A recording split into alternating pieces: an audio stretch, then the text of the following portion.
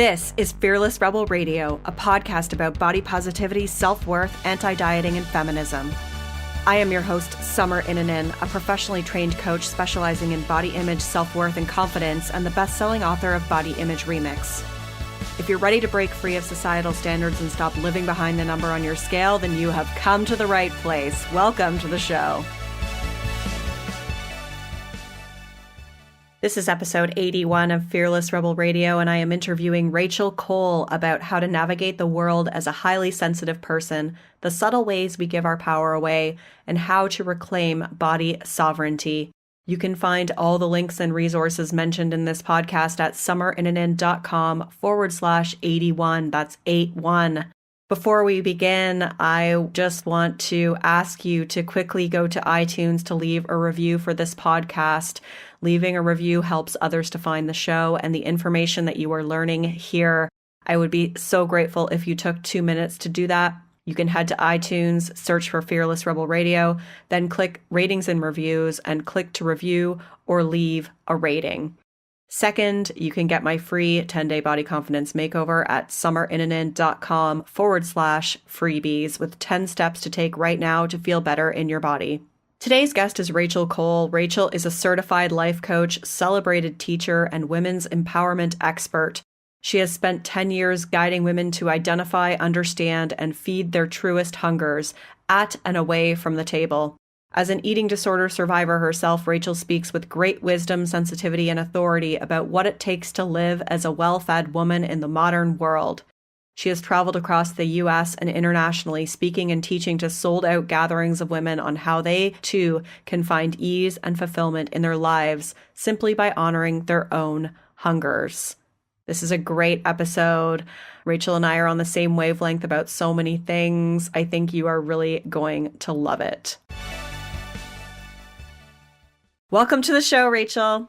Hi, thanks for having me. Thank you so much for being here. I would love to start off by having you tell our listeners a little bit about your story and how you got to where you are today. Sure. I'm always like, should I tell the short version, the medium version, or the long version? What do you feel inspired to share today? I'll try to hit the salient points. Sounds good. So, like many women, when I was in college, I developed an eating disorder, but it was a shock to me because I was not somebody who fit what I thought was the stereotype of someone who would develop an eating disorder. You know, when I was told by a doctor that I had an eating disorder, I was shocked. And I thought, I'm not a blonde cheerleader from Texas. I'm a feminist. Mm-hmm. And I just had a hard time reconciling, how did this happen for me? And so I really set out to figure that out and to find my way back to being well again. And, what I discovered along the way was that, for me, the eating disorder was really a way of managing anxiety and helping to cope with sensitivity. And it was really a product of being deeply mistrustful and disconnected from my body. And through that process, and I'm greatly abbreviating it, but through that process of eventually coming to understand that I could trust my body, that my body was the wisest source of information about what I needed. And I also realized that I had to apply the same trust to all of my hungers, that I couldn't just trust my hungers for food and mistrust my hungers for affection or creativity or, on and on and on down the list. And so that has really sort of guided my life and my work, all these many, many, many years later. So I work with women now to help them come back into that trusting relationship with their body and their hungers, both, at the table and away from the table. Feel free to ask me to go deeper into. Yeah, I'm curious about the hungers because I know that that's obviously a foundation of, what you talk about. I would love you to expand on some of the hungers and specifically when you talk about becoming trustful of your body or building up trust with your body to satisfy those hungers. Non-food hungers or food hungers? Yeah, non-food. Non-food I'm super curious about. Yeah, I can remember, again, many years ago, I was driving home from work and I was having a sort of emergency phone session with my therapist and, saying to her, I'm going to binge when I get home. And I know that I wouldn't binge if there was somebody there to hold me, to spoon me, platonically. I was aware enough in that moment that what I wanted more than the food was to be held. And I think that, it's just those sort of moments where we can ask ourselves, what is it that I truly want? What is it that I'm truly hungry for? And then, what's my relationship to that hunger? And I think for myself and for so many women, our relationship to those hungers is mistrust, or, we have a story that we tell ourselves like, you can't want that. That's asking for too much. That's not possible. Don't feel into the longing for that because it'll be too painful because you can't actually get that. And the result of that is hungry lives and sort of diminished spark, I would say, because, we can all agree that when we're fed across the board, we are our most alive self. And so what we want to be doing is saying, maybe I don't know how to feed this right now. Maybe this hunger feels scary and it's here for a reason. Just like, our hunger for food is here for a reason. It's telling us what is needed now. And so I try to work with them instead of numbing them or shutting them down. Mm-hmm. Yes. And I think that it's often, like you said, it can be scary to identify what some of those hungers are. And more importantly, as you mentioned, feeling worthy of satisfying it. Totally. Because I think that inherently, when we're looking to food or when our relationship with food is tumultuous, it's often because we don't feel like we're good enough. And to satisfy those other hungers, if the underlying piece of the puzzle is I don't feel good enough, it's hard to start to satisfy that. Absolutely. And I think, not to get, too spiritual. That's okay. But I think that lack of worthiness, which I certainly experienced for a long time, comes from just sort of a basic disconnection from life. And I mean that sort of in the spiritual context, like the family of humans. Mm-hmm. And that when we recognize that, one of the ways that I describe it is sort of like, all of life is a patchwork quilt and I'm just one square. And so I serve the whole by feeding and taking care of my square in this quilt. And so it doesn't become such a isolated, do I deserve it or not? It's like, this is how I serve everybody by doing what it takes for me to be my happiest, most alive self. Right. So it's like the oxygen mask thing, yes, in a way. Absolutely. Like you have to take care of yours in order to take care of others. And I love the quilt metaphor for that. It's beautiful. I think we can all agree that when we have been dieting or restricting or in a sort of chaotic relationship with food, we're not that checked into life. Mm-hmm. We're not that checked into our friendships. We're not that checked into our jobs. A lot of our mental energy is going to these distraction pursuits, numbing pursuits, absolutely, soothing pursuits. And so we are living at a time in history where we need all women to be here. Mm-hmm. We need you on deck, ready to report for duty, not counting calories. So. Yes. And isn't it so interesting that a lot of these shifts and the need for women to step up happened around the same time as January, which is when so many people go into that dieting frame of mind. I'm actually curious to know, do you feel like this has caused a lot of women to go back into that disconnected state of mind and fixate on weight and fixate on food because the reality of the situation is simply too much to handle? Without a doubt. I mean, what we're being asked, all of us are being asked to do is to beef up our coping skills and to learn how to handle uncomfortable emotions, because there's really nothing comfortable about what's going on right now.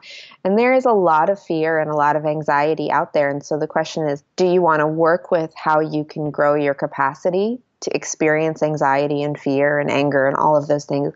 Or are you not in a place where that feels doable? And so you might go back to those sort of old, well-worn paths of, I cope by dieting or I cope by eating. I love how you just said, do you want to work to grow your capacity to experience those emotions?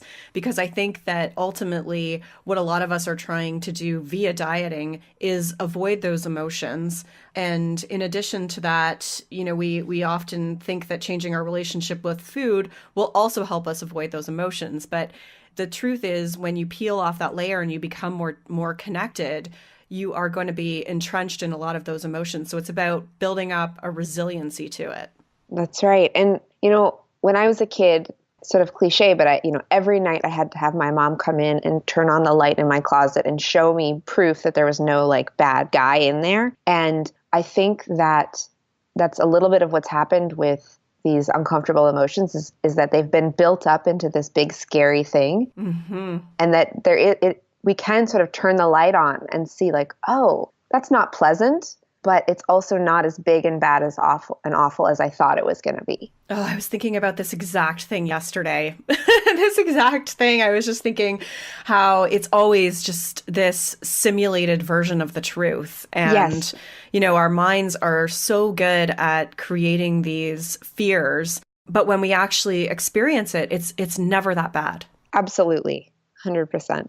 Yeah, I was talking about this the other day because it kind of works the same way with dieting. Dieting gives us this it's magical thinking, right? We think, okay, if I do this, and it gives us that sense of a little bit of a sense of euphoria. But the truth is it's so artificial, and none of that is really real. And it works the same way with fear. We almost have like that magical thinking in a negative sense with fear. And when we're actually in it and doing it or experiencing it, it's never that bad. That's right. Magical thinking is a great way of putting it. I had a student or a client tell me, this X diet is the one that has worked for me. Mm-hmm. And I'm like, well, what's the definition of worked for you? Like, and she's like, well, I lose weight initially. Right. And then, it all comes back, and then I feel crazy around food and da, da, da, da, da. And I'm like, wow, that's your definition of working for you. Yeah. When we sort of step back and look a little bit more objectively, we can see, no, that doesn't work. And wow, I can actually feel things and they don't kill me. It doesn't kill me to feel sad. It doesn't kill me to feel afraid. Yeah. Mm-hmm. So on that note, I know, we're talking about dieting giving us that sense of it disconnects us. It's almost like that coping mechanism. And in your particular circumstance, you mentioned it helped you cope with anxiety and sensitivity. Yeah. Once we start feeding the actual hungers and we experience fullness, it often doesn't feel the same. At least in my experience, it's not that same like euphoric, manic sense of artificial pleasure that we get from dieting because we're so heavily invested in it. Yeah. I would love to know your perspective on that. And just when you talk about, feeding your hungers and your personal experience and working with women over the years, what does it feel like for them once they are full, like once they're living a more fulfilling life? Yeah, I love that sort of differentiation. It's not that manic high.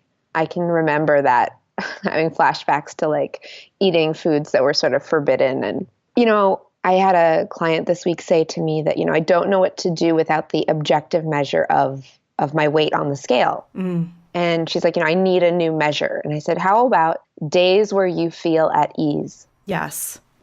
Start counting, and she's like, oh, like, yeah, there's so many more of those. And I think that's really what I'm going for, is that sort of my life feels like an exhale. It feels that I feel at home. I feel comfortable. I don't feel like I'm walking on a tightrope, or if I just slightly veer to the left, I'm out of bounds. There's a lot of spaciousness and there's a lot of joy, because when we start to listen to our hungers, we are led in the direction of what makes us uniquely joyful. Mm-hmm. Yeah, I love the word spaciousness or expansiveness. I think it's a good way of putting it, because it is much more of a peace of mind versus a exhilarated frame of mind. Absolutely. So you talked about being a highly sensitive person, and this is something that I really want to pick your brain about because I am not one. And so I do have clients that are, though. So I would love you to maybe just start off by talking about your experience as being a highly sensitive person and what that means. Yeah. So you are part of the, I guess, Four out of five people are not highly sensitive people. We make up about 20% of the population. Mm-hmm. And, if you think of like a memory foam mattress, or like, that's sort of how I describe highly sensitive people, is we take in more stimulus than non-highly sensitive people.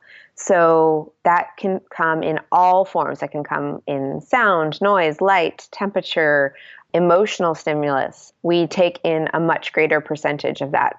You might think of it also like how dogs can hear things that humans can't. Okay. So HSPs can pick up on things that non-HSPs can't. And it is a temperament that has strengths and challenges. So, I grew up in a family of non-HSPs, so I was a little bit like an alien to them.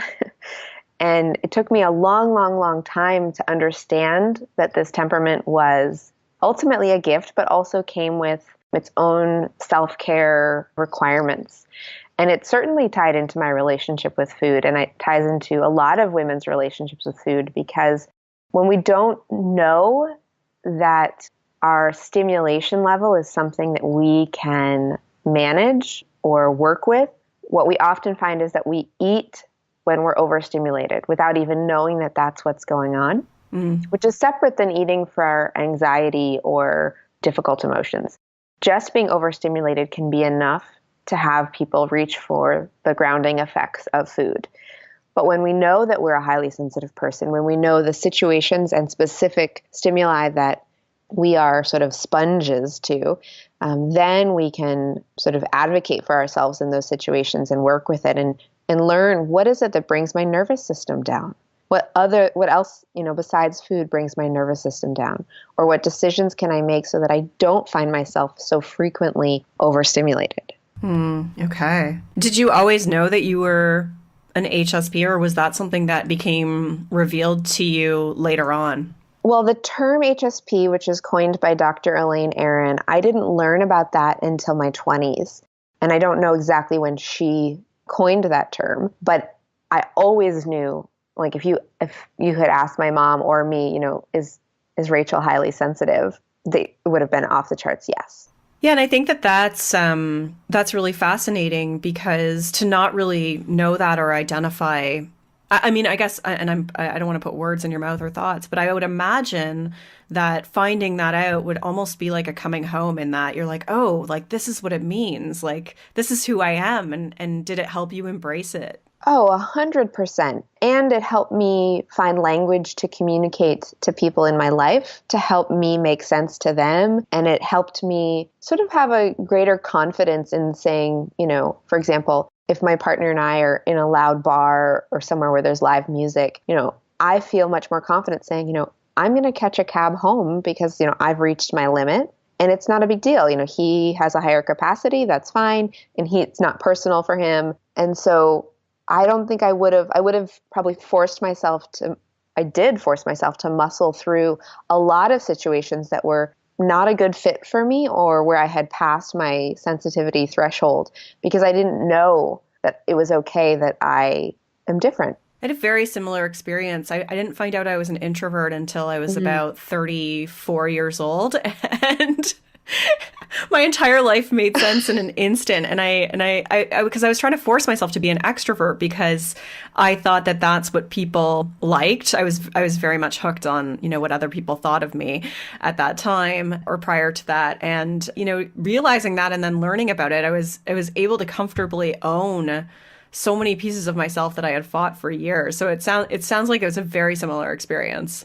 Yeah. And you bring up a good point, which is that I would say most HSPs are introverts, but not all. So if you have listeners who are like, well, I feel like I might be an HSP, but I'm an extrovert, and how does that work? There absolutely are extroverts that are HSPs, and introverts who are not HSPs, and all of that. And there's a little online quiz on Elaine Aron's website that if people are curious if they're an HSP, they can take. I'll link to that in the show notes, which people will be able to find at summerinandin.com/81. So on that, I know you mentioned that there's gifts and challenges. So what are some of the gifts of being a highly sensitive person? Well, I probably couldn't do what I do. I just think that I'm an empath, and I can pick up on things just much easier, and I can feel much more deeply. And that is its own form of intelligence. I think it's not one that is celebrated very much in our larger culture. We view sensitivity as a weakness, but a lot of the world goes around thanks to feelers, thanks to those of us who can, we're sort of like canaries in a cave. So we're there to say, alert, something's not right here. Or, this is exactly the right path we should be on. So hopefully the US government can get some HSPs in positions of power. Right. I mean, it seems to me that it seems like a more female identification, but I suppose that's not necessarily true. Like, do you know I don't know the breakdown, but I know that there are lots of men who are also HSPs. But I certainly think women are socialized more to be attuned more to emotions. Mm-hmm. I've worked with a few women who are clearly HSPs who, during their upbringing, they were told to, either muscle through their emotions or why are you being so sensitive? And I feel like those messages can be particularly damaging to feeling comfortable in who they are. What's your advice to somebody like that if they're trying to wrestle with some of these beliefs that have been ingrained in their mind from their upbringing? Fuck that. That's my sort of first response. Yeah. I mean, yeah, I think, all of us are on a journey to sort of reclaim who we are and the parts of ourselves that either our family of origin or society at large has told us we should feel ashamed for. Mm-hmm. And so that's just one of those things that has been misunderstood, and it's on us as individuals because no one else is going to do it for us to say, no, like this is how I'm wired. This is how, 20% of the population is wired. And this is a gift. And yes, it has challenges, and I'm not going to be ashamed of it. And I'm going to advocate for my needs and take care of myself and also help other people understand it. And so I have a sort of like a fierce response. I mean, I have a lot of compassion for the shame that many people feel about it. And I was told many, many, many times that I was too sensitive. And I just think, what an insane thing to tell someone. Anytime we put like the word too, T-O-O, in front of a quality, I just think, how could you? That's such a subjective judgment. Right. And what does it mean to be enough of that? Well, and I think that's why we always feel like we're not enough, is because we're always too much of something, whether it's our size or our voice or any different attribute that we bring, especially as women, we're constantly criticized that whatever we are is too much or too little of something. Right. And I think that's, a good reason to drop out of any race is that it's a race where you're always either going to be too much or not enough. Mm-hmm. Then I would just say stop participating. Yeah, so let's talk about this as it relates to, resisting female standards and being who you are. But as someone who is more sensitive, but they start to own who they are and potentially step outside their comfort zone, I know that can come with a lot of discomfort, whether it's exposure to possibly some judgment or possibly some criticism or rejection. How do you balance those two things as a sensitive person? Well, I think, your work and everyone you've had on your show, that there's this movement to get women to operate from themselves rather than from what's going on outside them. Mm-hmm.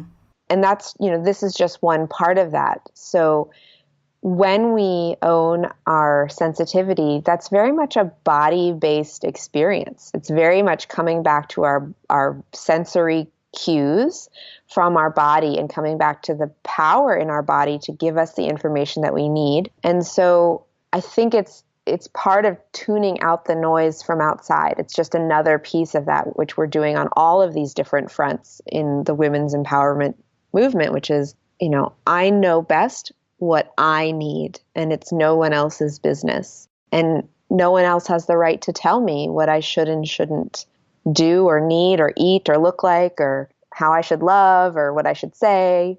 It's just one piece of that. Yeah, and it's hard. It's not something that you just turn on, which I think is really important to recognize. And in your experience, was that something that you gradually eased yourself into? I know you said you were a feminist when you were younger, But do you feel like as you recovered from having an eating disorder and really stepped into who you are, that it was more of a gradual progression? To not caring what people think? Yeah, yeah. It's a great question. I think that it's not 100% of the time, but generally speaking, in my experience, when I care what other people think, all that I'm doing is projecting my own self-judgment onto them. Mm-hmm.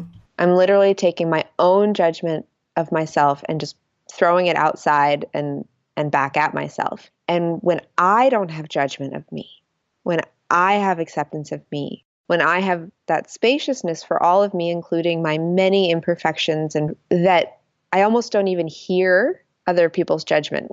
It's pretty rare that we're directly, overtly judged. Most of the time, it is just in our head that we think someone else is thinking this, or we fear someone else is thinking something. And most of the time, all that is our own judgment. So I think that the work for me was around practicing non-judgment towards myself. And that just naturally rippled out into feeling less judged by others and caring less what others think. Yeah, I agree with that. For me, it was really about becoming curious about the beliefs that were causing me to feel that way. Because obviously, if I feel like someone's judging me or I'm hurt by criticism, it means they've struck something inside of me that I feel about myself. Yes. And so what was super helpful for me, which I think is like exactly what you're saying, is to think about it from that perspective instead of thinking like, oh, what's wrong with me? It's just like, like what belief am I hanging on to here about myself that maybe we need to unpack a little bit more? Yeah, one of the examples I often give is, if you found out that I judged you for having blonde hair, you probably wouldn't care at all, because you don't personally feel any shame or judgment about that. It's true. So you would just let me own that. You would just be like, that's on Rachel. That's her thing.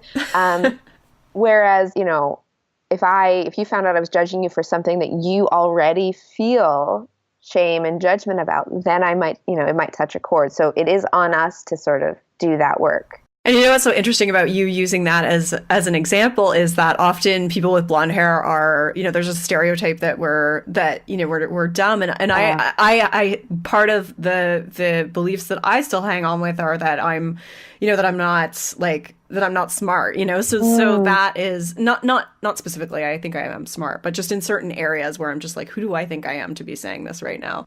So it's interesting. Which brunettes feel too. Yeah, I know, exactly.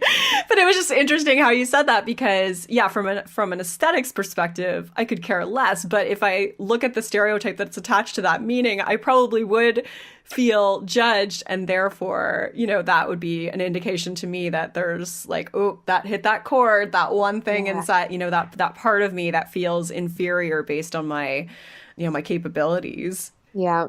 Yeah, it's you could pick a different example too. I could say if Rachel's judging me for having eyebrows, or Rachel's judging me for having, fine little hair on my forearm. You could pick something totally random. Mm-hmm. Just to point out that, like, if we don't judge it, it doesn't really matter. So true, right? It's like, and I think that goes within ourselves too. I've used this example before, but, I'm not a good runner, and I don't care that I'm not a good runner. It's like, that's okay. Like, or, I don't care if you don't like my eyebrows, Yeah. But then, it's really, it is good to bring in that perspective and look at yourself as this whole being and really start to see like, oh, like there's a reason why this particular judgment really affects me.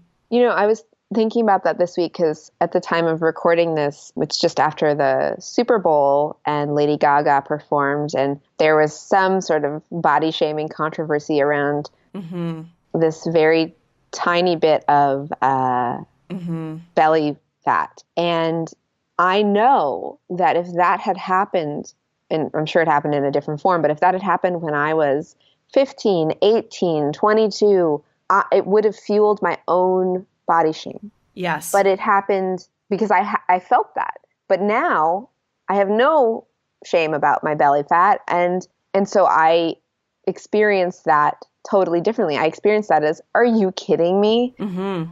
And it's just so I'm thinking about, again, it's all about our own feelings about ourselves.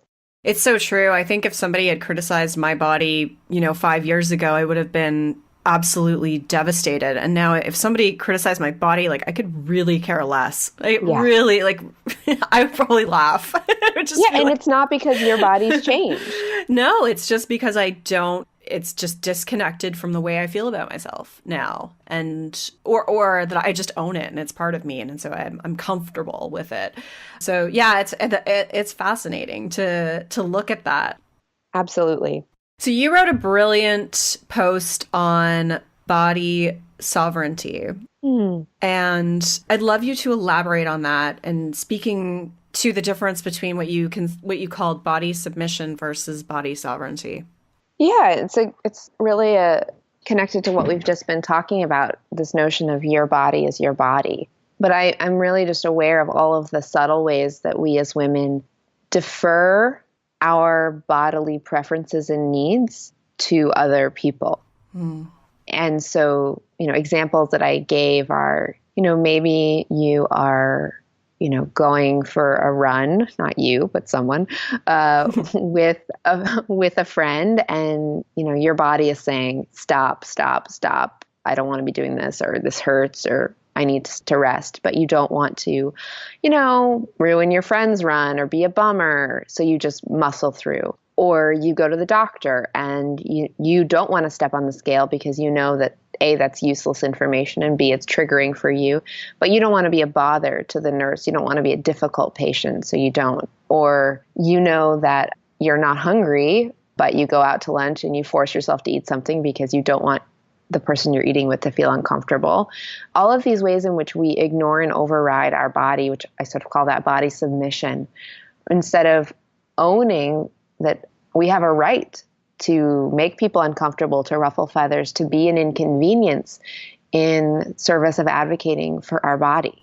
And there's, of course, a much larger sociopolitical issue here, which is, there's a lot of forces who want women to be in a state of body submission, who want women to defer their bodily preferences to the wishes of industries and politicians and religions. And so these examples that I gave might seem really minor, but they're not. They're part of a whole paradigm shift and a whole shift in embodiment in saying, no, like my body is my own, and I'm not going to feel ashamed or embarrassed or hold back in advocating for what she wants and needs. I feel like, this is such a good point. I feel like so many of us are just trying to be accommodating. And when you put it in the words of, when you use the phrase body submission, like submission,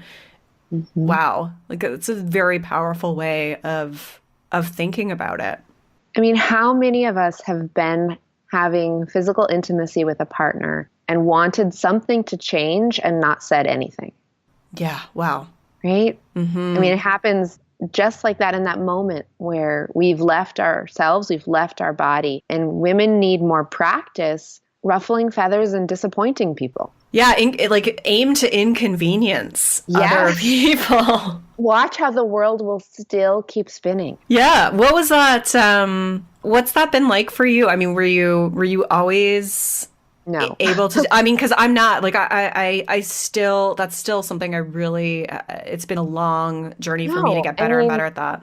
It's millennia have gone into sort of conditioning women, and myself included, to want to be liked and to want to be perceived as nice and sweet and thoughtful, and not to poo-poo those things. And I think by and large, people in my life would say that I'm nice and thoughtful. But yeah, it takes practice.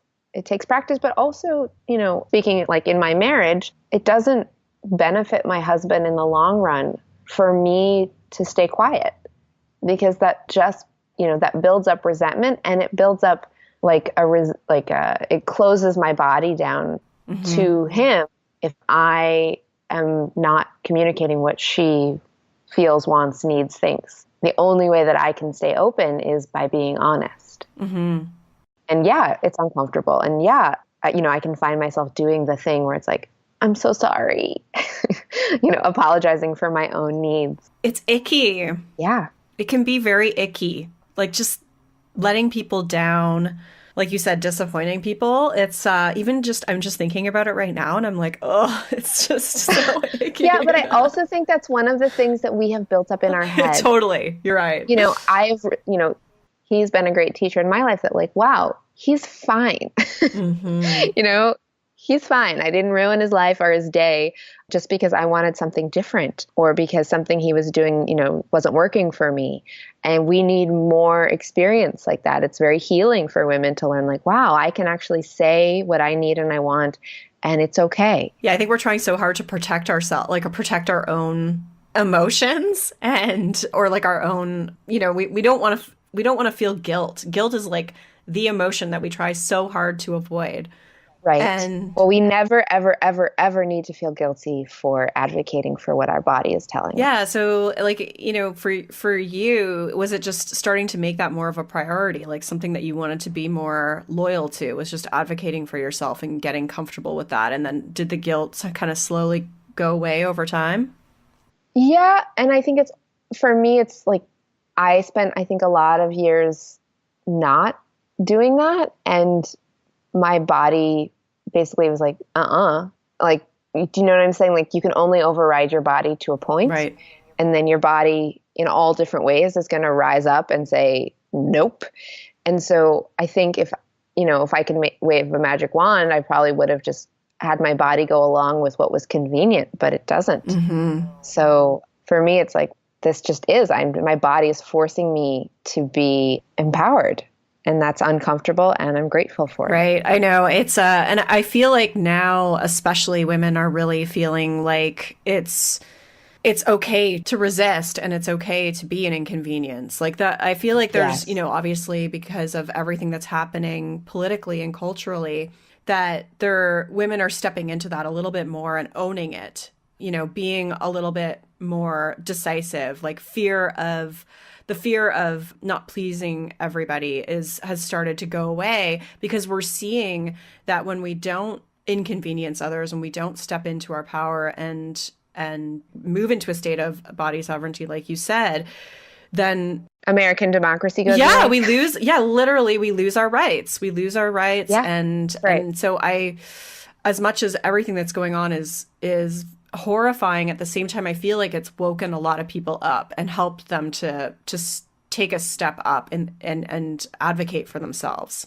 Absolutely. If there is a silver lining, that is definitely it. Yeah. So I want to come back to something that you mentioned when we were talking about you being an HSP, and that was that you have your own self-care requirements. I'm curious to know what those are. Well, every HSP is sensitive to different stimuli. So the things that I'm sensitive to, another HSP might not be sensitive to. So, and some of these overlap with being an introvert, but a hearty dose of alone time. I'm sensitive, to lighting, temperature, like really loud crowded situations I can do in small doses.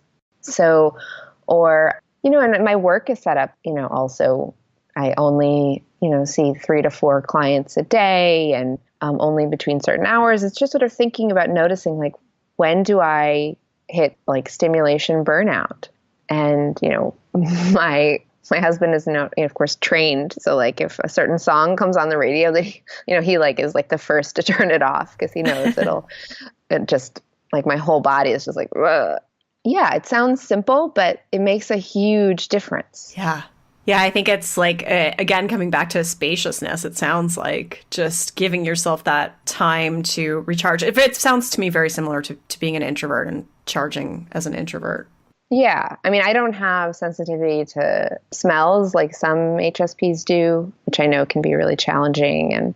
But yeah, if I don't, and I could go on. Makes me sound very sensitive, but to have the right lotion and the right this. But that's important. I feel like that's important for people to hear, because, coming back to this place where we feel like we're like an inconvenience or like I'm too needy, but it's really just about knowing what works for you and owning it. I think as long as in the end, when your needs are taken care of, you look around and you see that your life is of service, then that's where the sustainability and the sort of symbiotic relationship comes in. So yeah, I care a lot about taking care of myself, but I do that in service to, the impact I want my life to have in other people's lives.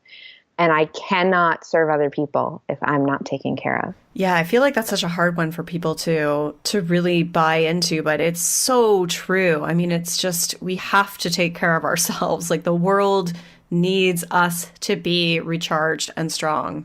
Yeah, and that doesn't mean like a punishing exercise routine and green juice every morning. No. I think we're also sold on this, like, what self-care looks like, and it's, in Glamour magazine. And that's not what, self-care looks like, playing a crossword on my iPad or watching a funny movie or eating ice cream or, whatever, staying in bed all day. It can look like all kinds of different things. Mm-hmm. Oh yeah. I did a whole thing on self-care recently where I was like, it is not acting like you're Mariah Carey. That is not what self-care is. Maybe it is for you. Like, that's cool if that's your jam, but if your name's Mariah, there's so many myths around it.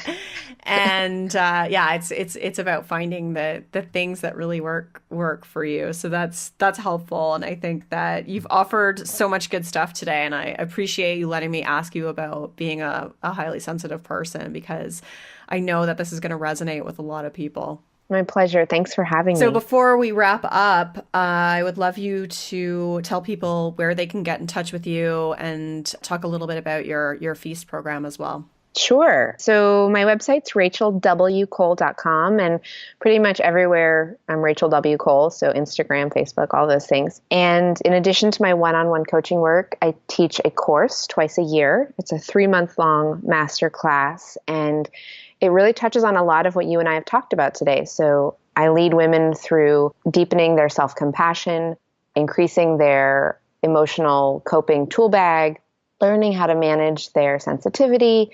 We spend a whole month on intuitive eating, and then we shift and look at, how we can apply that same trust we've learned with our food hungers to our non-food hungers, and looking at feasting on our lives. And so the next run of the course will be in this fall, and the website for the course is feast.rachelwcole.com. Great. And I'll link to that in the show notes at summerinnanen.com/81.